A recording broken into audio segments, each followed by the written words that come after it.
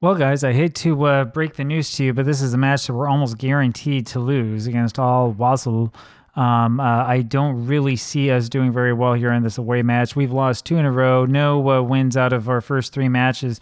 We have a bunch of other kids playing here sort of for the first time, and we're just going to give these ones a look and see what happens. A number of the players who were upset that I fined them after their poor performance in the last match have now gone out on loan, and we brought in another new batch of kids, mostly people who could play Shadow Striker and back in the back. So we'll see if that helps or not. I still haven't really taken a close look at this squad to see who's actually good enough and who's not. So the cohesion is going to suffer quite a bit, and that's the reason why I figure we're probably not going to win this match, and we better be careful before we start making super demands of players. It's always frustrating to lose a rivalry match, and it's a lot more frustrating to lose a rivalry match the way that we lost it, which was really, really poorly. Looks like we're going to have to take off a couple of players here, and let's go ahead and make these changes now. Ian Gu has been hurt, and so we're going to put this guy, Jami Qureshi, who's a brand new signing of ours, onto the pitch right away, and he's going to get his first chance really, really early on. Another 18-year-old Adebelli over to Ian Gu, over to Kim Shin-jin, who passes back to Alexa, over to Dreyer, all the way back to Baek Jong-bom, over to Alexa. Looking for Akame, finds him over to Balzer and over to Park Sung-hoon. Park Sung-hoon over to Lee Se-young, and that was really poor again by Lee Se-young. And what did I tell you? It's the old Seoul players, as usual, who are playing poorly. And the day's going to come very soon where we just stop starting them, and we'll do whatever we want with them. Yeah, we'll see what happens. We have Balzer now, who has been injured, and that means that Nathan has to come on once again. This is the fourth match in a row that he's played, so that's a little bit frustrating, a little bit worrisome. And unfortunately, we have a lot of guys who are under 21, which means that, registration window is not closed yet, but when this happens in the future, at least we'll be able to move them on whenever we want. And there's Qureshi right after coming on, scoring his debut goal, and that was pretty nice. That's the way this tactic is supposed to work. We finally have shown that we can score. You just bring this ball up, Kim Shin-jin with a good pass, and Qureshi gets behind everybody, causes the keeper to fall over, and just sort of taps that one in as slowly and as carefully as you come. It's 1-0 for FC Seoul, and that's kind of surprising, actually. So Qureshi does a good job making his debut here. I mean, literally one day in game after being signed. Wow, that's pretty impressive, and that is not what I was expecting.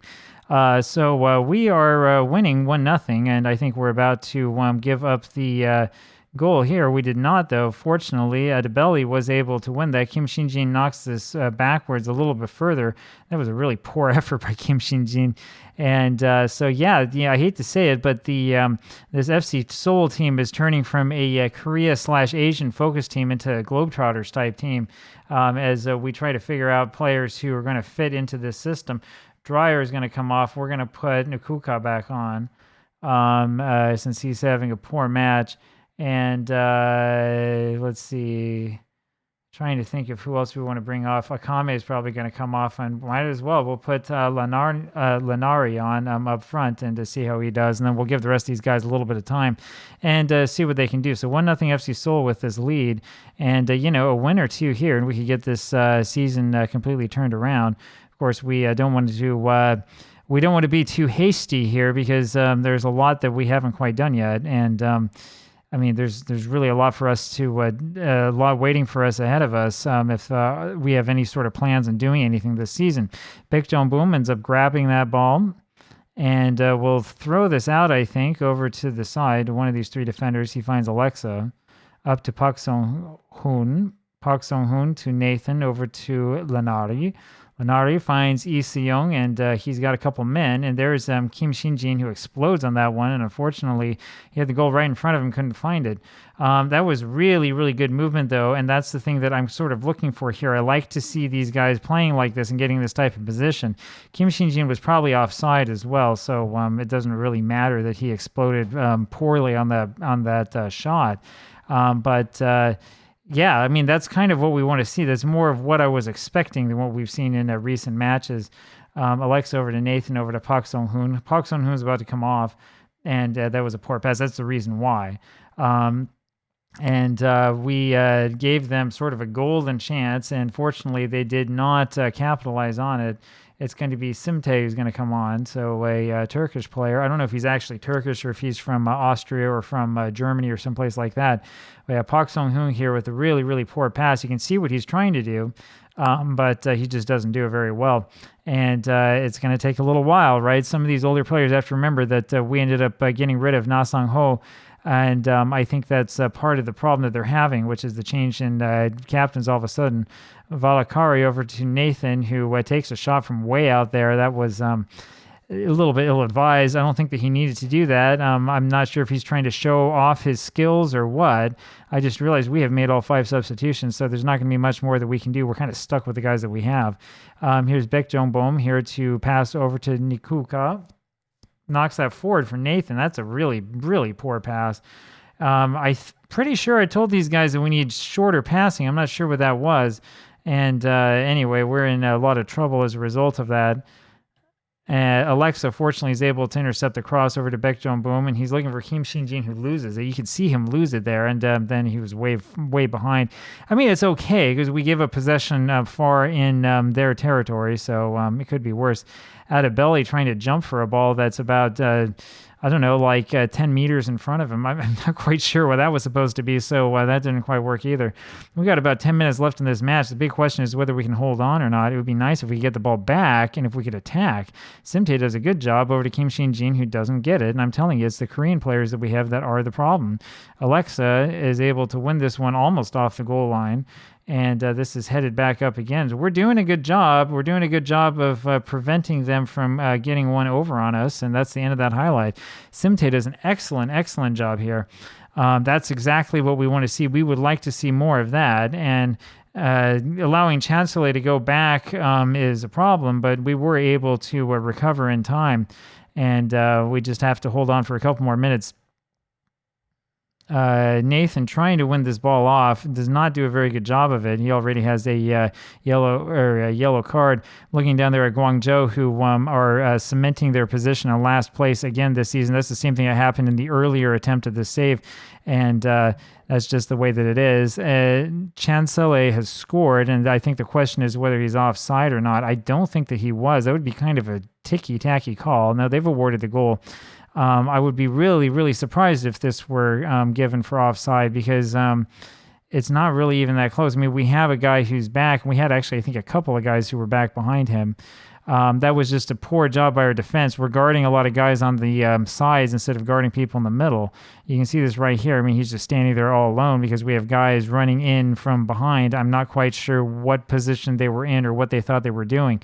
So we do score a goal in this match, which is a positive. Now we just have to hold out and hope that we can get at least 1 point from it. 1 point is better than nothing. Simte with it over to Alexa, up to Lee Se-young. Lee Se-young finds Lenari.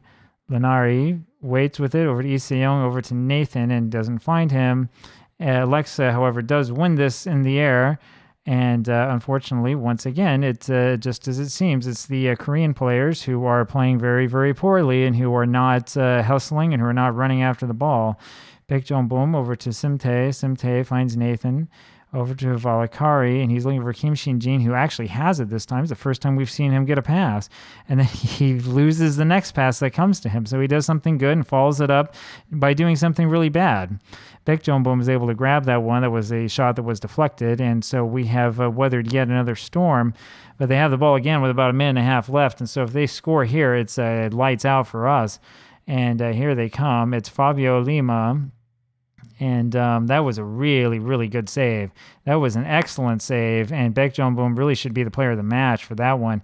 Lee Se-young with this. There's only a couple seconds left. Horrible first touch. He passes back to Simte, who actually knows how to control the ball, and it doesn't quite work.